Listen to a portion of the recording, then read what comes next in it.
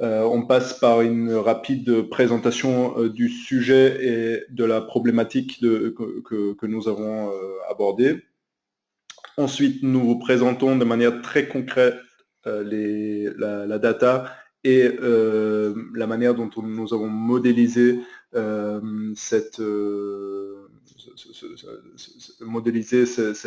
problématique pour passer à la prédiction.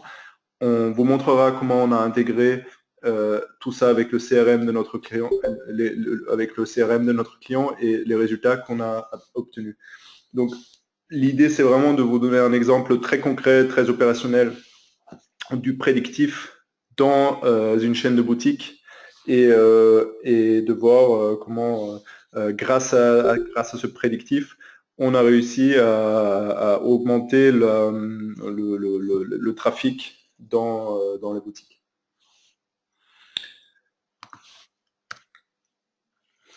Rapidement, un point sur Vertigo. Vertigo, c'est un éditeur de logiciels vraiment consacré à la data. Donc, nous concevons depuis presque une dizaine d'années des plateformes logicielles qui permettent de collecter la data, de les nettoyer, de les organiser, structurer et d'établir des prédictions.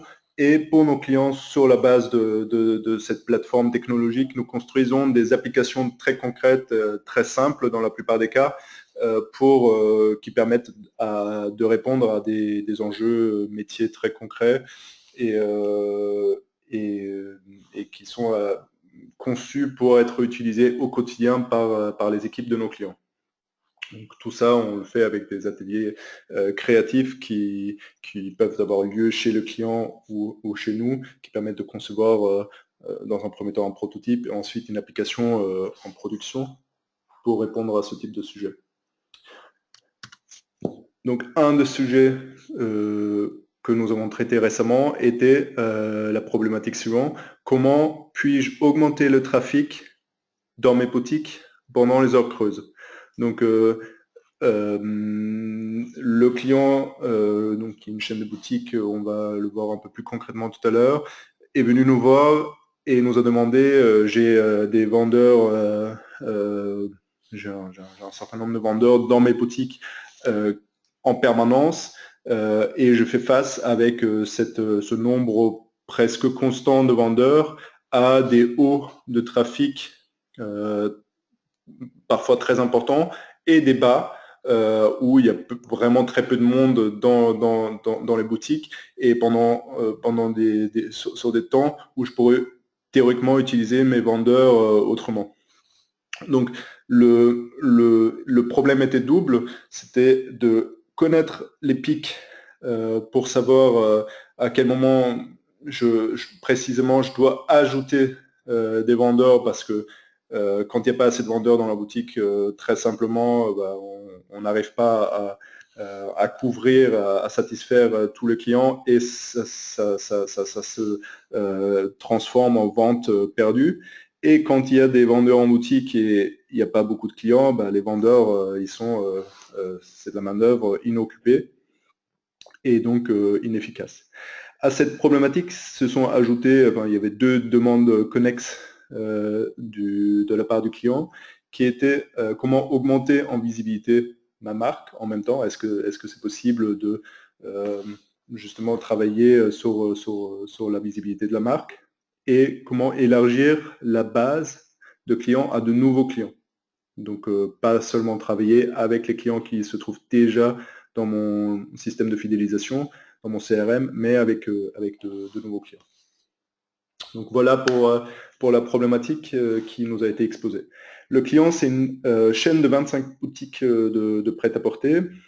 Le besoin, comme on a déjà abordé, était double: faire revenir les clients existants pendant les heures creuses et acquérir de nouveaux clients dans un second temps.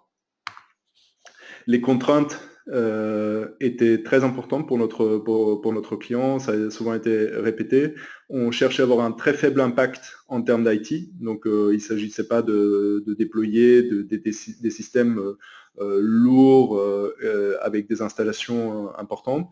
On cherchait à minimiser la formation des équipes de vente, qui était déjà surbooké par beaucoup de sujets qui étaient en cours. Et on cherchait à faire une durée de projet très courte pour également minimiser l'impact sur les équipes du siège qui étaient également très sollicitées par une multitude de projets. Donc voilà ce qui nous a été exposé par le client au début, avant le projet, et on a essayé au maximum évidemment de respecter ces contraintes. On va rentrer maintenant plus concrètement dans le déroulement de ce projet.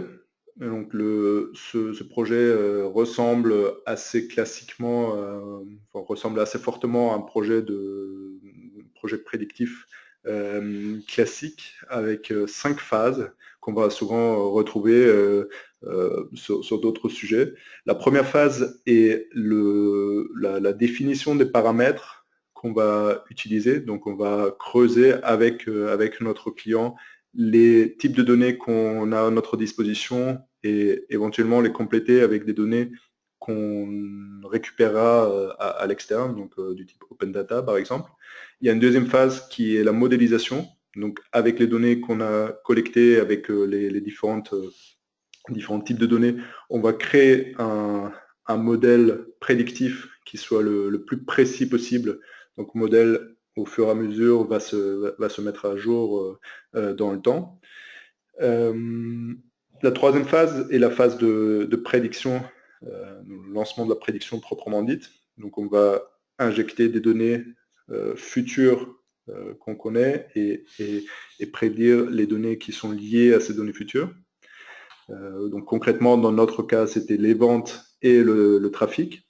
La quatrième phase est la segmentation des clients existants. Donc on va voir comment on a regardé le CRM du client pour envoyer les bons clients au bon moment dans les bonnes boutiques. Donc c'était pas simple. Et la cinquième phase est la génération et de transmission d'offres ciblées aux clients, aux segments de clients qui ont été identifiés. Donc là, une phase de définition, définition des offres et définition de voies de transmission aux segments qui ont été identifiés pendant la phase 4. Donc on va voir successivement ces différentes phases. Donc, comme je disais, la première phase, c'est les paramètres que nous avons regardés. Chez notre client,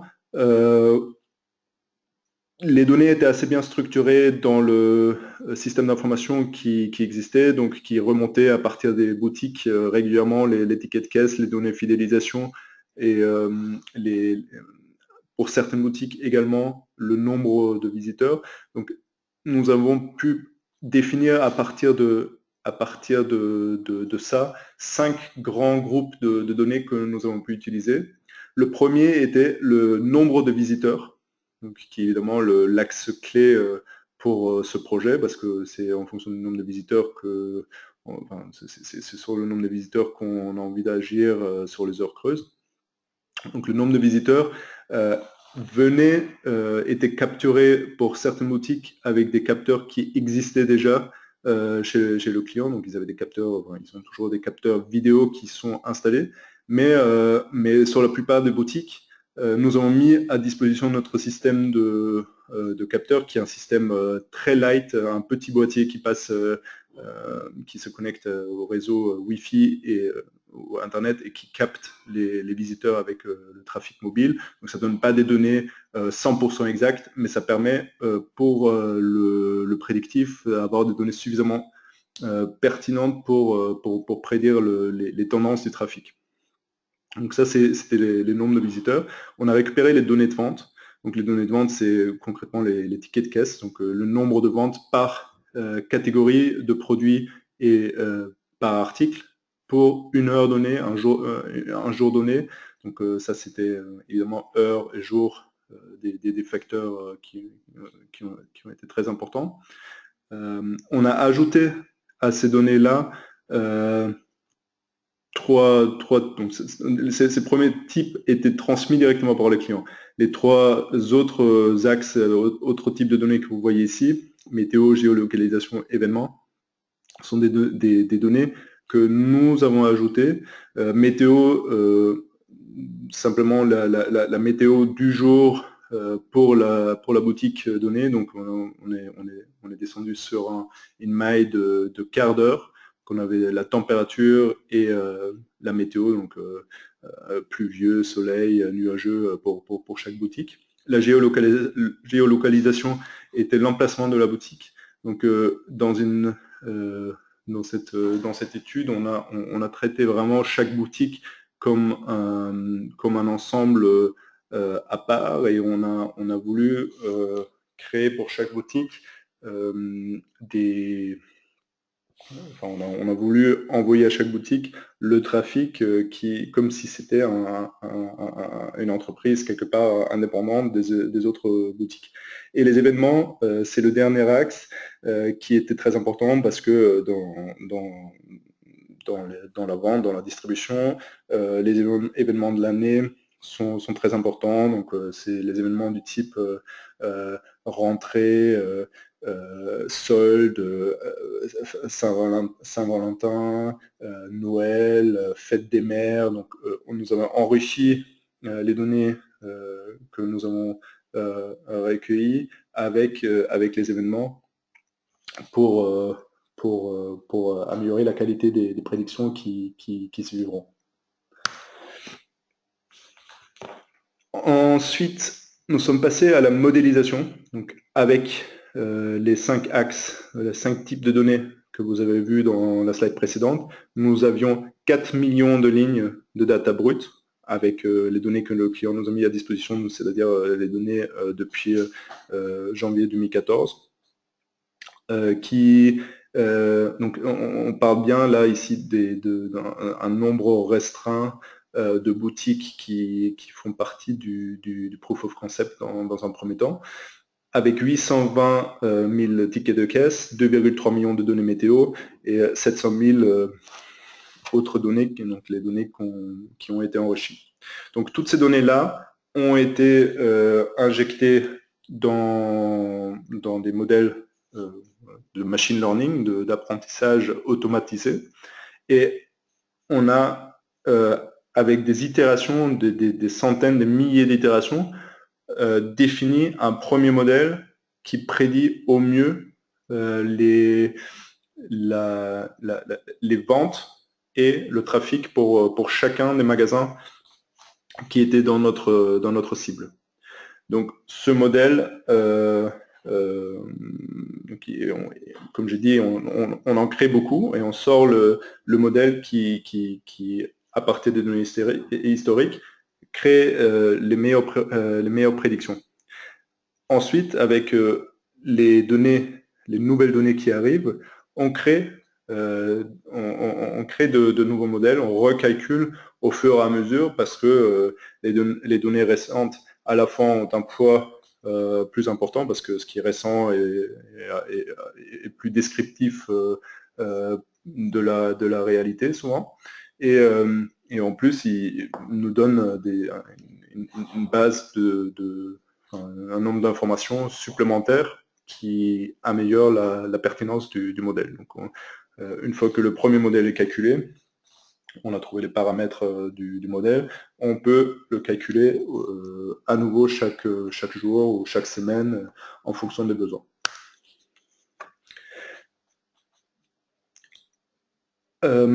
La troisième phase est la prédiction. Le client nous a demandé de mettre à disposition de ces magasins trois échéances de prédiction. Une prédiction trafic vente sur 1 jour, une deuxième sur 10 jours et une troisième sur 30 jours.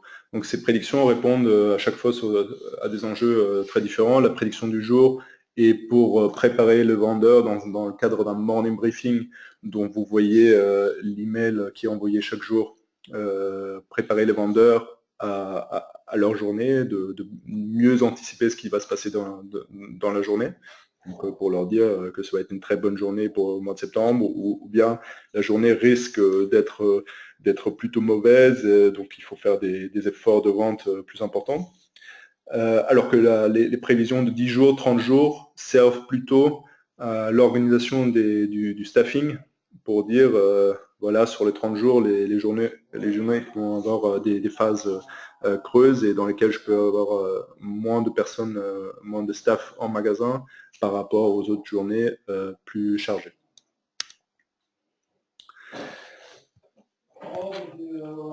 Donc ces données-là de prédiction, nous les transmettons directement aux équipes de vente, mais il y a une partie des prédictions qui sont reprises dans le CRM pour alimenter le marketing et le ciblage des clients afin de les faire venir dans le magasin pendant les heures creuses.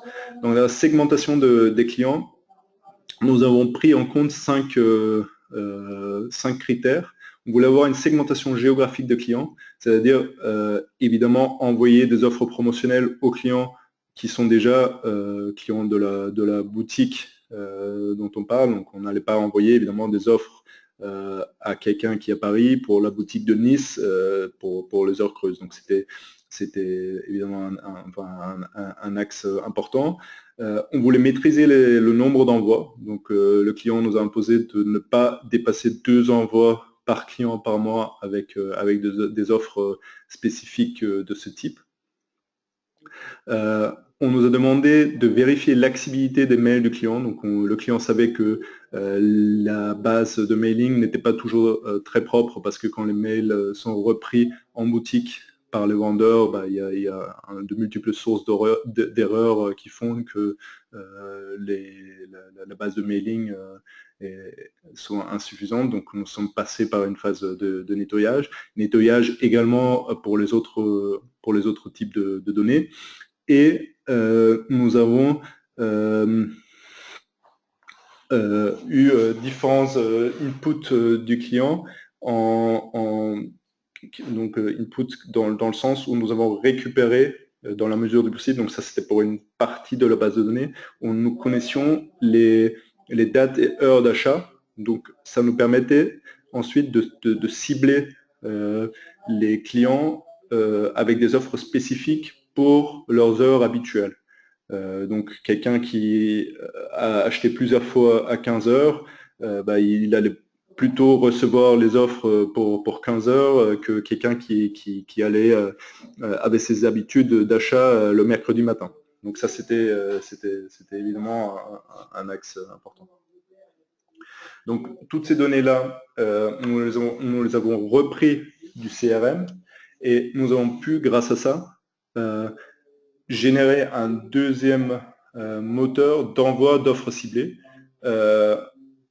à ses clients. Donc la chaîne de boutique avec laquelle on travaille avait déjà un certain nombre d'offres promotionnelles qui étaient envoyées aux clients par mail, mais ces offres étaient très peu segmentées et pas du tout adaptées à une problématique de ciblage temporel pour faire face à la problématique des heures creuses. Donc nous avons à la fois, avec les critères qu'on vient de voir, segmenté cette base et en plus intégrer la dimension de prédiction du trafic et envoyons désormais les offres promotionnelles au bon client pour la bonne boutique et le bon moment. Donc concrètement, ce sont des mails dans laquelle vous avez un code promotionnel qui est valable pour un créneau de 3 heures, 4 heures, une après-midi, une matinée pour une boutique donnée et un jour donné.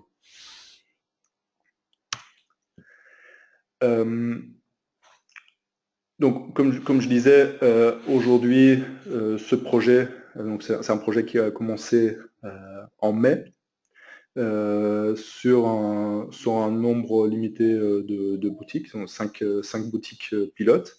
Nous avons, donc c'était pour tester évidemment avant le déploiement sur les autres points de vente. En termes de coûts, ça a représenté 30 jours hommes d'investissement de la part de Vertigo, 8 jours hommes d'investissement chez le client. Donc on a respecté avec ça la contrainte des délais et des coûts qui nous a été imposés, la simplicité qui nous a été imposée par le client en début de projet.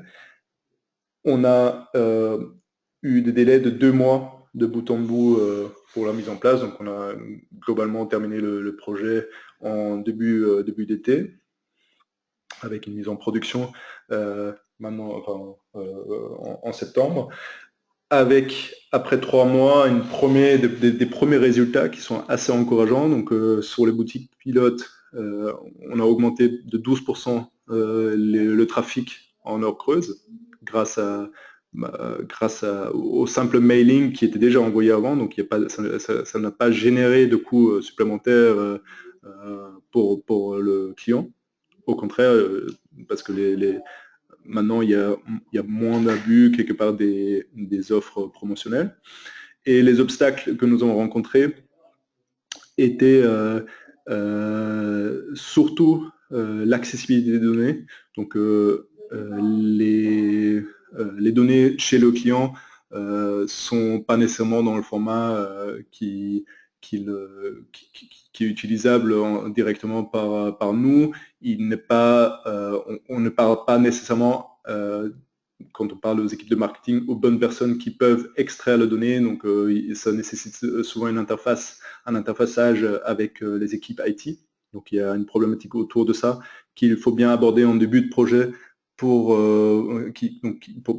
l'anticiper et mettre en place les processus nécessaires pour ne pas rencontrer de délais sur ce sujet qui peuvent vite arriver. Et le deuxième sujet était clairement la disponibilité des équipes côté client, donc qui, comme je disais au début, était sur beaucoup de sujets divers de terrain et donc très sollicités. Et il fallait trouver, donc même s'il n'y a que 8 jours hommes à mettre à disposition du côté client, il était important de les libérer et trouver les bons interlocuteurs disponibles pour mettre en place ce projet. Maintenant que nous avons ces résultats qui sont plutôt positifs, les prochaines étapes concernent l'acquisition de la nouvelle clientèle. Donc on connaît les heures creuses, on connaît les personnes à cibler. On ne va pas s'arrêter aux simples envois d'offres promotionnelles auprès de la clientèle existante déjà dans le CRM, mais on va pouvoir commencer à également cibler avec les achats publicitaires online notamment des clients précisément pour les attirer de manière, selon la segmentation que vous avez vue, géographique, temporelle, dans les boutiques. Donc c'est attirer une nouvelle clientèle pertinente pour les boutiques de la chaîne. Et deuxième axe d'avancement, le déploiement global sur les autres boutiques de la chaîne, donc prévu pour cette fin d'année et début 2017. Donc voilà le déroulement de ce projet en quelques mots.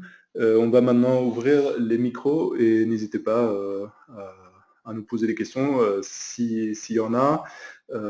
Sinon, on vous remercie pour votre participation et on reste à votre disposition sur les coordonnées que vous voyez sur cette slide.